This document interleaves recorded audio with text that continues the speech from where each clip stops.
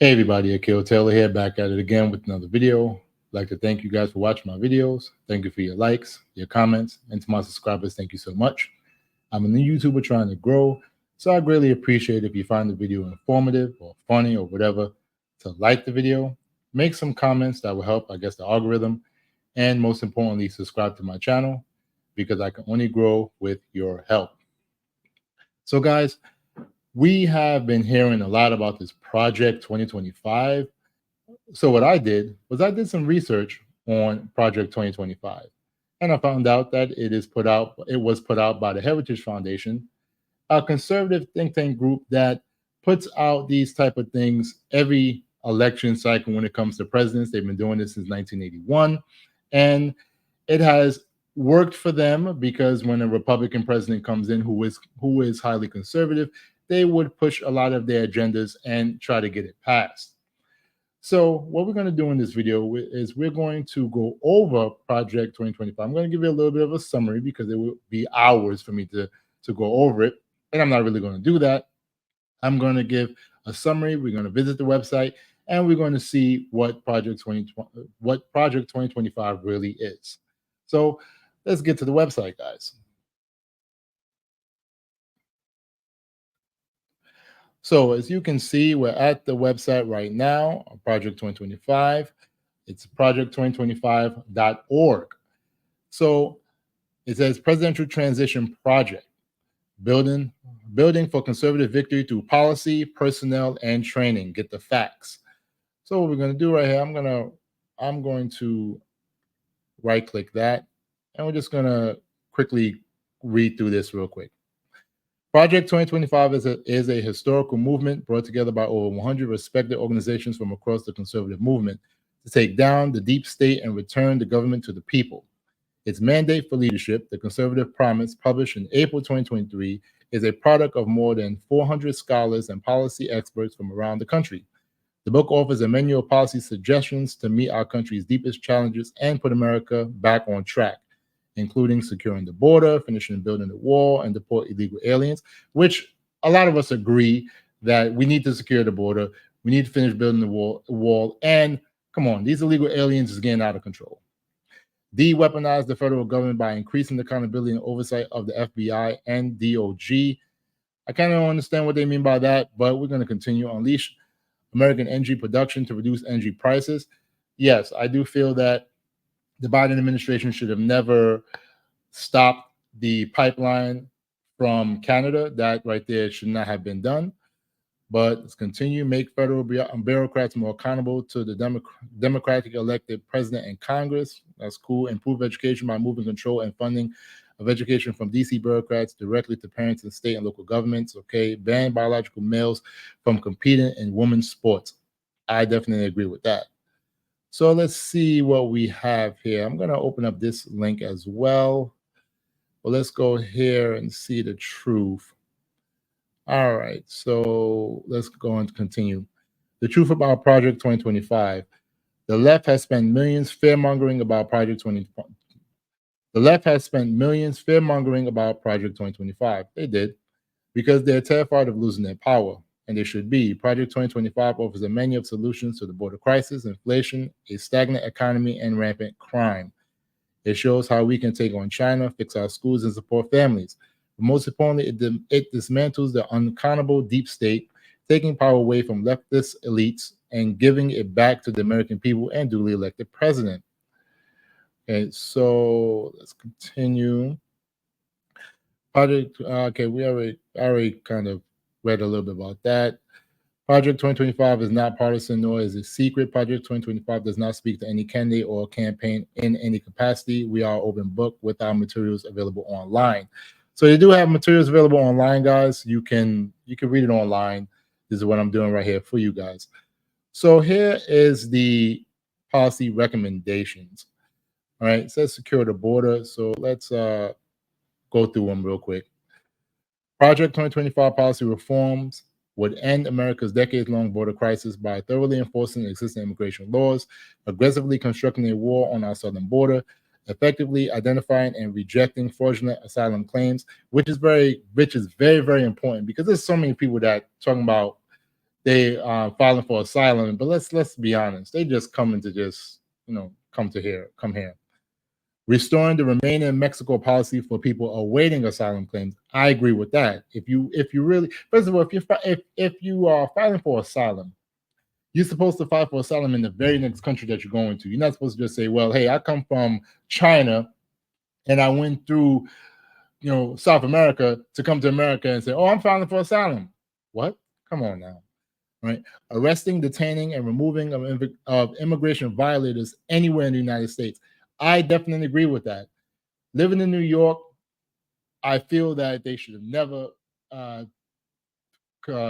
never committed themselves to being a sanctuary city. It's seriously caused a lot of crime. There's a lot of immigrants or migrants who have caused a lot of crime around here, and it's very, very sad. Unleashing American energy. Project 2025 policy reforms will secure abundant access to energy for the American people, including low-cost gasoline, by ensuring access to abundant, reliable, and affordable energy, removing efforts to push sustainable development schemes connected to food production, stopping collaboration with and funding of progressive foundations, corporations, international institutions, and NGOs that advocate for climate fanatism. Okay. I hope they're not thinking about talking about the EPA, because without the EPA, there's a lot of companies that will just pollute the air, pollute the water. So it's, as an independent, certain things I agree with, certain things I don't. I feel that, yes, what they can do is they can work together and find better solutions so that you won't be just having like a war on certain things or certain government organizations or government administrations, so that you could just get your conservative way. And sometimes some of these people, they're kind of weird, but let's get back to it. Ending the Biden administration's war on fossil fuels in the developing world and supporting the responsible management of oil and gas reserve as the quickest way to end wrenching poverty and the need for open-ended foreign aid. Okay. All right. Ensuring that the Nuclear Regulatory Commission facilitates rather than hampers private sector nuclear energy innovation and deployment.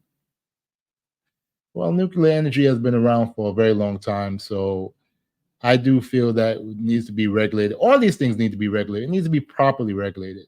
But guys, there's some things that's good in it, some things I agree with, some things I don't. But we have to just make sure that we, the people, choose candidates who are not just gonna say, well, hey, we're gonna just blindly accept Project 2025 mandate. No, they're going to read through it and they're gonna say, hey, look, take what's good and what's bad, kick it out.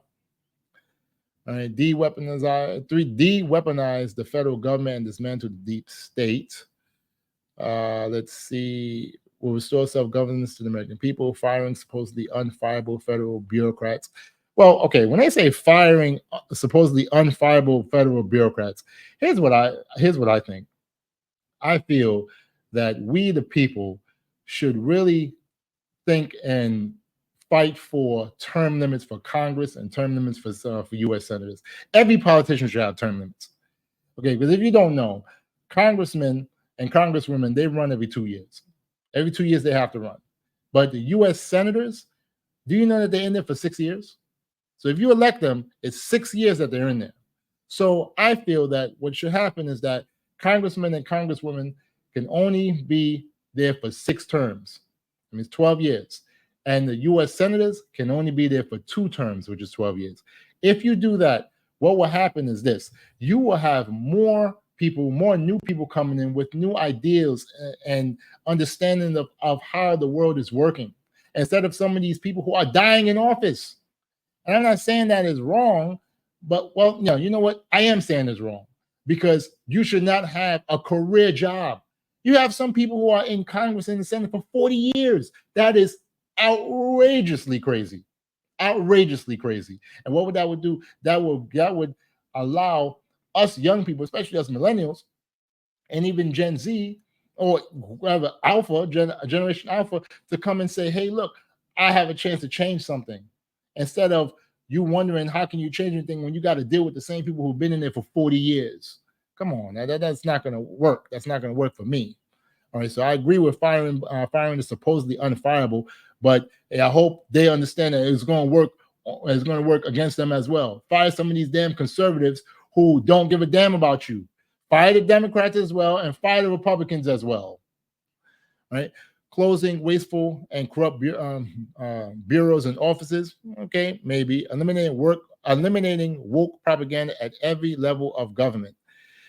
I mean, there's some things that yes, okay, but let's be honest, times are changing, and you do need some things you do need things or agendas so people can understand what's going on. You can't just have one way, and that's a problem with a lot of these conservatives and even Democrats. So liberals and conservatives, they both they just want their way instead of saying, "Hey, let's work together and we could come together and unite and use what's best out of both systems."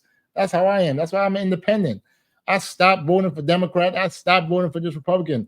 I am independent. I vote for the people with the best policy that I feel is going to help me and my family. Restoring the American people's constitutional authority over the administrative state. Okay, returning governing power to the Congress and president instead of unelected bureaucrats. Improve education. Project 2025 policy reform will strengthen our education system by expanding school choice so all children have the option of great education regardless of zip code. Cool. Promoting parents' right in public education so American schools serve parents, not the other way around.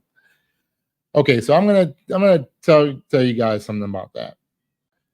So expanding school choice is good. It gives parents the opportunity to send their kids to school because the money follows the kid. But I'm going to tell you what usually happens, right? So this is what happens in New York, from my understanding.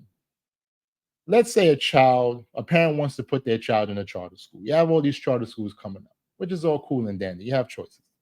So this is what happens. So the charter school would tell their child, let's say the child has disability problems or have some social problems and stuff like that. Or let's say they have what's called the IEP, which is an individual education plan. So that charter school really may not even have the people to help that child. So this is what they'll do. They'll go ahead and have that parent enroll their child into the school. And when they enroll the child into the school would deal with the child up until the end of November. Because what happens is that the funding for that child goes to the school where the child was originally enrolled in from September. This is why they want you to enroll your kid early, because money that gets paid to the school early, September, October.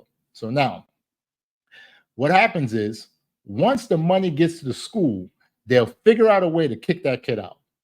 So now that child gets kicked out of that charter school. But you think the money follows the child? No, the charter school gets to keep the money. So now that parent has to now put that child in a public school, a regular public school. But guess what? That public school does not have the funding for the child. So now they're taking away from the funds, they're taking away from the funding that they got from children who were enrolled. They're taking away and having to deal with that child. I know because when I was teaching third grade, there were 3 students. Was it 3? Yes, believe if I'm I believe it was 2. It was 2 students who came from a charter school. The charter schools kicked them out, and they had to be put into a regular elementary school, regular public school. But guess what? They didn't have the funding for those kids, and it happens all the time. So I definitely agree that the funding should follow the child.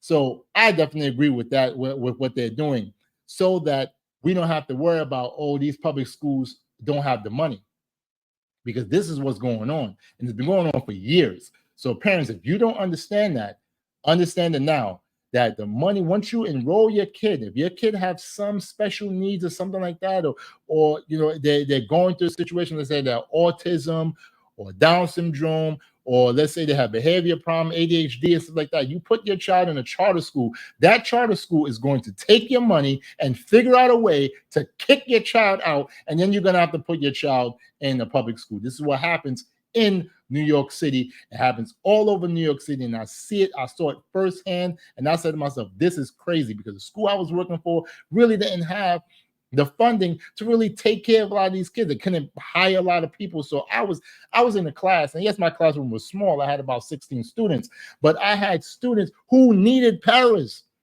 who really needed paras, and they didn't have the funding to say, hey, look, get these kids the help. Yes, there was some paras in other classes that was mandated with the IEP, but there were students that said that, listen, they need help. But I was able to control my class because me being 6'3", 240 pounds, the kids were afraid of me, but they understood that I cared about them and I wanted them to do better. So it was a struggle, but I was able to do it. Moving on. Removing critical race theory and gender ideology curricula in every public school in the country.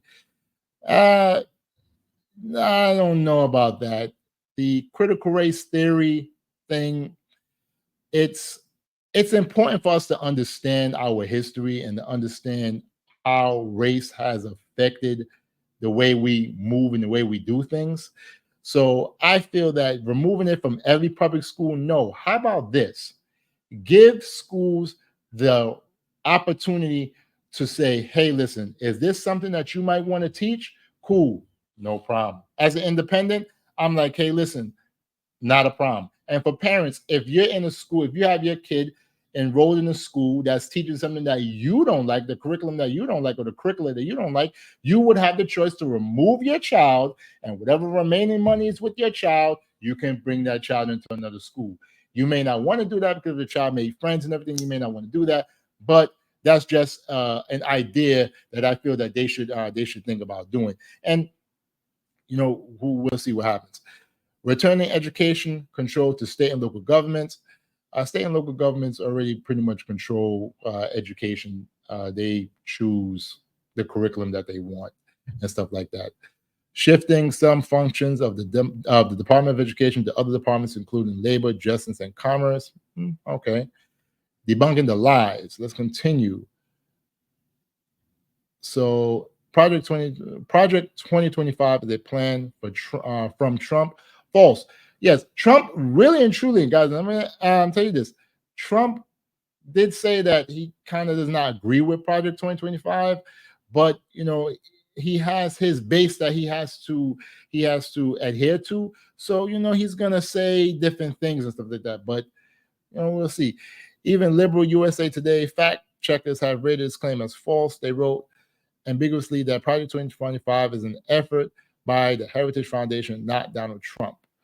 Okay, terminate the Constitution, false. Okay, they want to restore constitutional governance, give the government more power over your daily life. Of course, that's false. Gut democratic checks and balances on presidential power. Ban books and curriculum about slavery is false. Let's see, this is something that Project 25 mandate leadership does not advocate for banning books or curriculum about slavery, but it's certain things that they don't want us to know. Some of these conservatives believe in the lost cause theory, where they felt that the Civil War was not mainly fought about slavery. It was fought to preserve state rights and stuff like that. But let's be honest, the state right to have slaves. And the Republican Party was the party who was for abolitionists. So if you're really going to, let's just get, like I said, give schools the choice to teach history, just teaching the truth. That's the way I look at it, just teaching the truth. Okay. Let's see, I'm going to continue. I know this video is getting long, guys, so I don't want to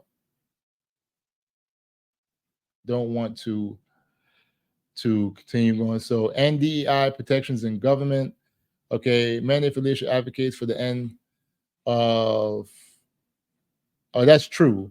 It said for the end of the divisive, race-based, anti-American propaganda like DEI in the federal workforce, promote and expedite capital punishment.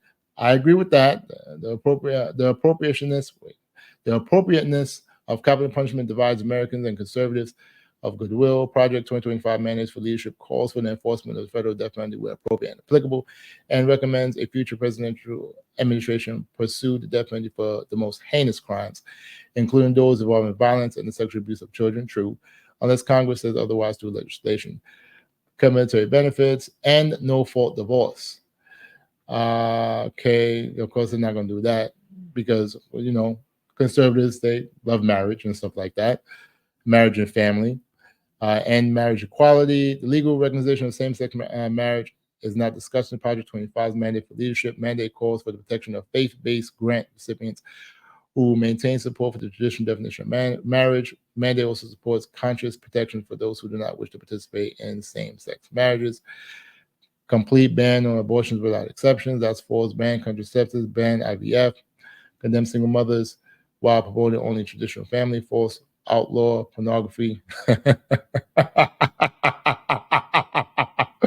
So, guys, this is talking about outlawing pornography now. So, the guys who like to beat their meat, you may not want to vote for them. Project 2025's mandate for leadership calls for the criminalization of pornography, production, distribution, and consumption. Pornography has no claim to First Amendment protection, and its purveyors are child predators and misogynistic exploiters of women. Their product is as addictive as any illicit drug and as psychologically destructive as any crime. I will probably agree with that. I'll probably agree with that. Pornography really destroys the brain, and it causes men to be impotent. I wouldn't say impotent. It causes men to not really want to go and be with women because you are desensitizing yourself when you choke your chicken. So I'm going to end it because, like I said, it would take a long time for me to go through this. And I feel that for me to try to go through everything, like I said, the video could be an hour.